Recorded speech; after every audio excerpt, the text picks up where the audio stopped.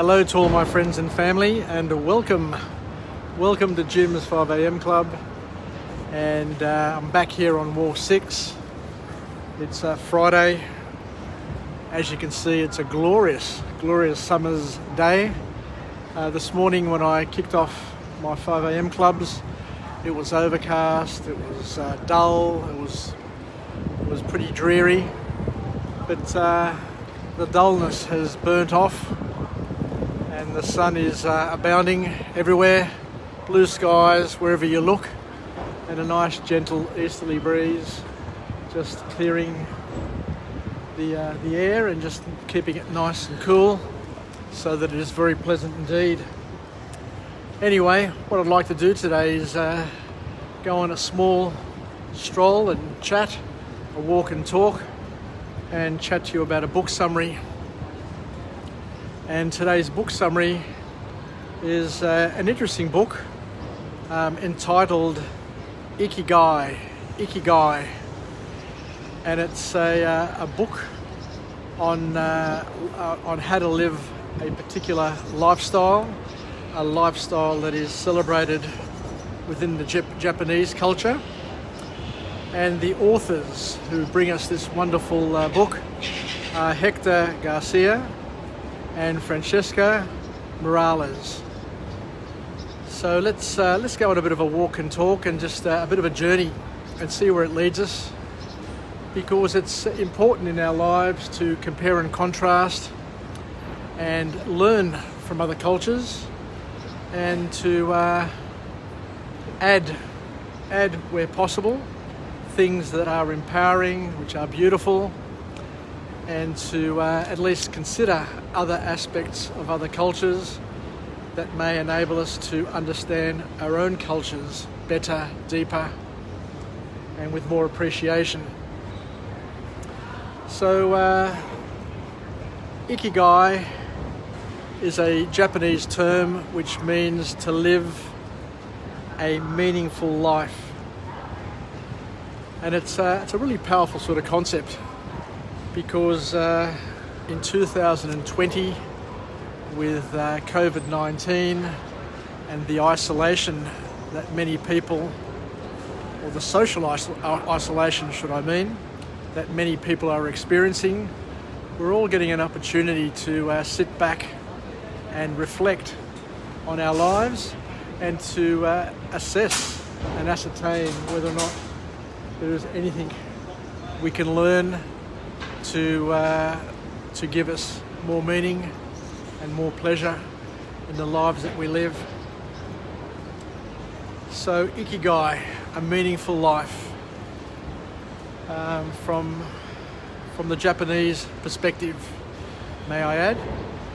So there are 10 rules that the author has detailed on Ikigai, and I'll just step through each of the rules and then we'll chat about a few of them when I finish the 10.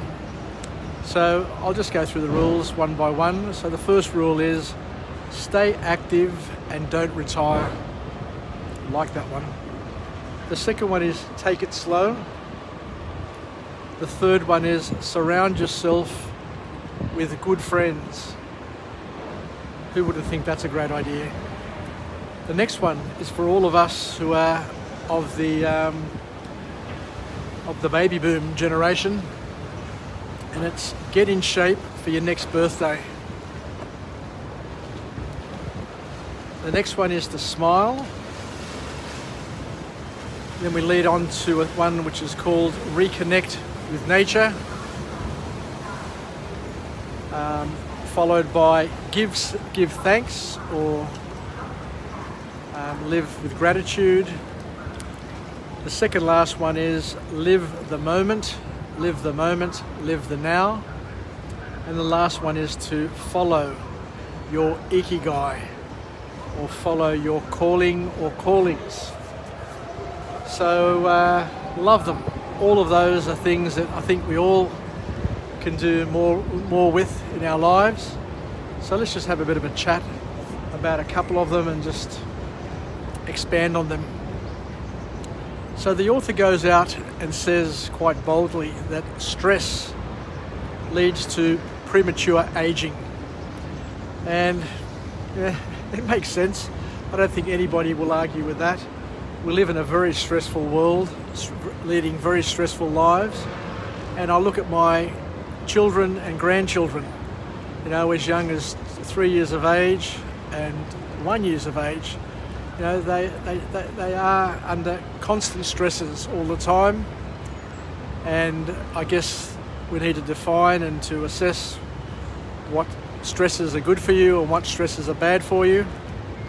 But I guess when we talk about stress, I think we all agree that the gut-wrenching, painful stress is probably the stress which is probably worse for you. But of course we need other stresses in our lives to get us going and get us doing things. Otherwise we'll end up being lazy and not do anything in our lives if it wasn't for a bit of stress, a bit of positive stress. And I think the technical term is called eustress. So the author also goes on to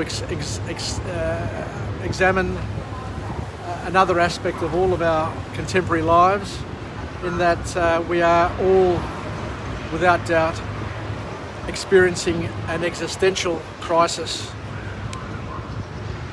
You know, at the end of the day, we lead lives where we do what we're told to do, or we copy what others do, and very few of us lead a life where we do what we truly love doing, the thing that enlivens us, the thing that sparks us up, and the things that bring us ultimate joy.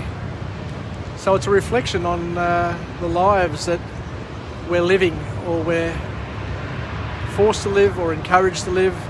It's a tough call, but you know, while we all make choices, all those choices that we do make have consequences, and because of those consequences we are forced to a certain extent to do certain things so that our children can benefit, our partners can benefit, our parents can benefit, our friends can benefit, and everybody else gets the benefit. And sometimes we're left not doing the things that create the biggest benefit for us. I don't know if you're noticing, but Sydney is becoming more alive. There are more people out and about, surprisingly a lot more people out and about in the city this week. And I think people are coming into the city for their Christmas parties and to reconnect with their work peers. But I can sense a buzz. I can sense a buzz, and it's a beautiful buzz, the beautiful Sydney buzz. So the author then goes on to plead, another call for action, to don't give up on your purpose for life, your calling. And that in order to identify and to find our Ikigai, our calling for a meaningful life, we need to learn how to accept our feelings and emotions, but also to temper and to change our actions to help lead us and draw us to what we should be doing or what brings us greater purpose. And the author says something which very, very few authors or people have the guts to say, especially in the world today where, you know, materiality has taken over. But they say that the happiest people are not the ones who achieve the most, which is a little bit different to some of the other books that I've read, because they always talk about growth and development and achieving and achievement and setting goals and kicking goals. But this Japanese style of Ikigai is more about doing less rather than doing more, and it's about living a more chilled lifestyle. And the focus, or the key ingredient, is to focus on one thing at a time rather than being multitasking and being the one size that fits all and being everything to everybody. It's a cultural shift from where we are here in the West to think this way. But once again, the reason why we read these books, the reason why we learn and study these things is so that we can compare and contrast and see what works for us and what doesn't work for us, knowing very well that at different stages of your life, at different times of your life, we need to adjust our lifestyle and our way of doing things to match the stage of life that we're in. Now, we can't be young forever, and we need to work out and do what works for each and every one of us. And what works for each and every one of us, of course, is different. Just like we've got different calling and callings, similarly, we all need to identify what works for each and every one of us and simply do more of it. And the author then goes on to say that when you leave the urgency behind, life takes on a new meaning. And sometimes after a traumatic event, like a death of a parent, a partner, an illness, who knows what it is, but you start to realise that life doesn't need to be as frantic and as urgent as what it has been in the past. And you can take on a new meaning by slowing down, refocusing, and paying more attention at certain things in your life. The authors talk about the importance to nurture your friendships, and not only to nurture your friendships, but to nurture them every day.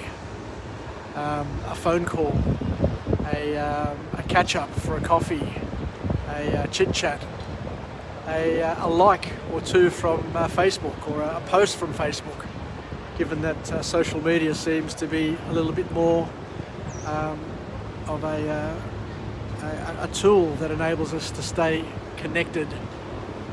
And I feel for my friends who are not connected from a social media perspective, because it means that it's even harder for them to make a connection and to experience a connection.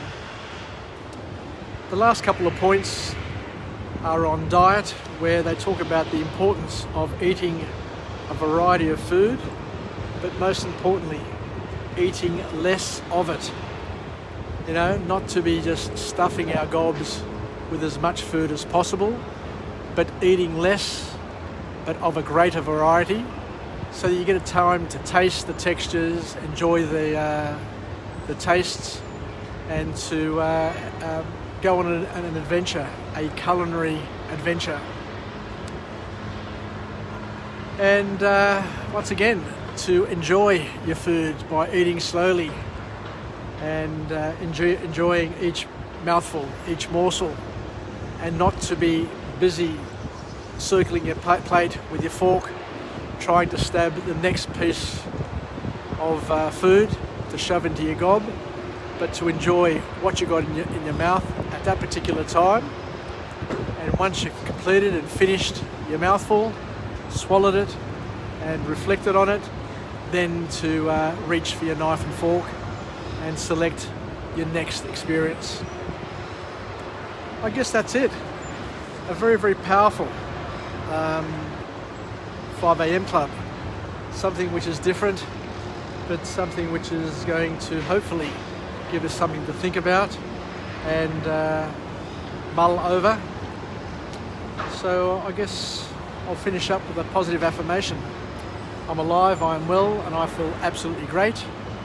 To my friends and family, stay connected, stay relevant, and most importantly, let's take a couple of these lessons from this wonderful practice of Ikigai and see if we can incorporate them into our daily lifestyles, daily routines, so that we maximize our Ikigai, our calling, and live a life which is fulfilling, pleasurable, where we can live as long as possible, be connected for as long as possible, be relevant for as long as possible, be loved and loving for as long as possible, so that we make the most of each and every moment, each and every hour, each and every day, and live the last phases of our lives with more fulfillment and enjoyment